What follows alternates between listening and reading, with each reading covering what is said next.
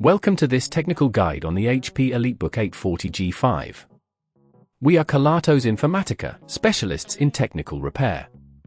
We collect your device from your doorstep, carry out a free diagnosis, and send you a quote before any repair. No phone calls, no trips to the shop. We are based at Calle Joaquín María López 26, Madrid. Convenient, transparent and professional. Link in the description. If your HP EliteBook 840G5 won't boot up, you might be facing a common issue that can stem from various factors such as hardware malfunctions or corrupt BIOS settings. If left unaddressed, this problem can lead to data loss or more severe hardware damage, making it crucial to tackle it as soon as possible. For this repair, you will need a Phillips screwdriver, a plastic spudger, an anti-static wrist strap, and a replacement component, which could be the RAM or the motherboard, depending on the diagnosis. To begin, ensure your device is powered off and unplugged. Place it on a soft surface to avoid scratches. Using the Phillips screwdriver, remove the screws from the back cover. Keep them safe as you will need them later. Carefully use the plastic spudger to pry open the back cover, taking care not to apply too much force to avoid damaging the clips.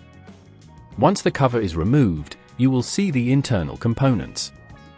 Look for the RAM slots, as these are common culprits for boot issues.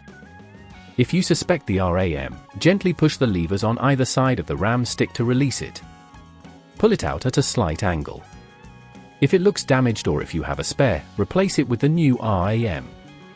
Ensure it is securely seated in the slot before moving on. If the problem persists, you may need to check the motherboard. Locate the screws holding it in place and carefully remove them, taking note of their size and position. As you disconnect cables, be cautious not to damage any nearby components. If at this point you feel it's getting too tricky, remember that at Kelatos we collect your device from your door and return it fully repaired.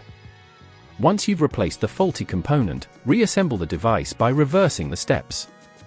Carefully place the back cover on and secure it with the screws.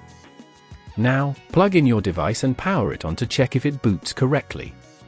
If it does, congratulations! Your repair was successful. To prevent this issue from recurring, ensure your device receives regular updates and avoid overloading it with unnecessary applications. Additionally, always keep your device in a safe environment to prevent physical damage. If you'd rather not risk damaging your device, at Kelatos we collect, repair and deliver back to your door anywhere in the UK. Link in the description.